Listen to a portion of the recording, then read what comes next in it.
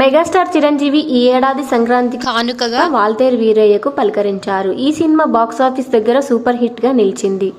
ఈ cinema success Jose లో చిరంజీవి బోలా Shankar cinema చేస్తున్నారు. ఇప్పటికే ఈ సినిమాకు సంబంధించిన పోస్టర్స్ ను, లిరిక్స్ ను సాంగ్ వదులుతూ ఈ సినిమాపై అంచనాలు పెడుతున్నారు. తాజాగా ఈ సినిమాకు సంబంధించిన షూటింగ్ కంప్లీట్ అయింది.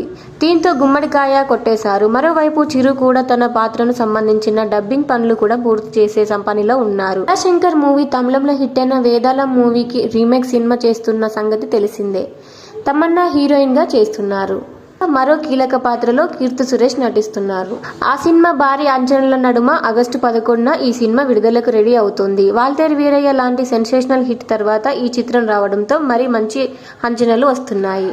దీనికి తగ్గినట్లుగానే మేకర్స్ ఈ సినిమాకి కూడా ఫ్యాన్స్ కోరుకునే అన్ని హంగులతో సిద్ధం చేస్తున్నారు.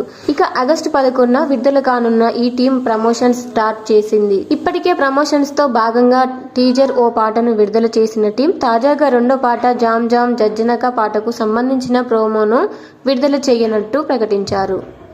పాటని ఈ నెల 11న విడుదల చేస్తున్నట్టు చిత్ర యూనిట్ పేర్కొన్నారు. ఈ సినిమాపై మెగా అభిమానులంతా భారీ అంచనాలే ఉన్నాయి.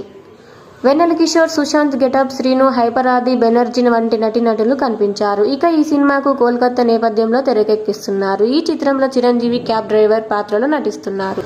బోలా శంకర్ సినిమాను కోల్కతా నేపథ్యంలో తెరకెక్కిస్తున్నారు.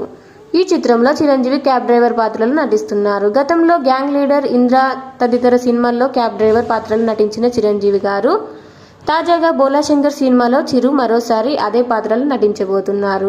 బోలా శంకర్ చిత్రాన్ని అనిల్ సుంకర, కెఎస్ రామారావు సంయుక్తంగా నిర్మిస్తున్నారు. బోలా శంకర్ చిత్రాన్ని ప్రపంచవ్యాప్తంగా ఆగస్టు 11న విడుదల చేస్తున్న ఉగాది సందర్భంగా ప్రకటించారు. అంటే చిరంజీవి బర్త్డే నెలలో ఈ సినిమా విడుదల కానుంది.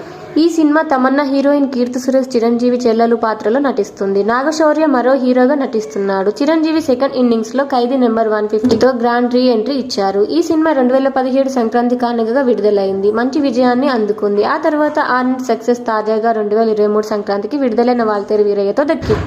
ఈ సినిమాకు చిరు ఎంతో పారితోషికం తీసుకున్నాడనేది ఇప్పుడు సినీ వర్గాల్లో హాట్ టాపిక్ గా మారింది. ఈ సినిమా కోసం ₹50,000 కోట్లు పారితోషికం అందుకున్నాడంట సమాచారం.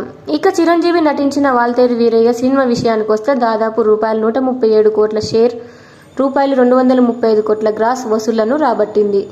మరోవైపు డిజిటల్ శాటిలైట్ డబ్బింగ్ రూపేణ దాదాపు 20 కోట్ల వరకు లాభాలు వచ్చాయి. బోలా శంకర్ లో రామ్ చరణ్ ఓ కేమియో రోల్ చేయనున్నట్టు సమాచారం. ఈ వీడియో ఎలా ఉందో కామెంట్ రూపంలో తెలియజేయగలరు. అలాగే లైక్ చేయగలరు. Thank you.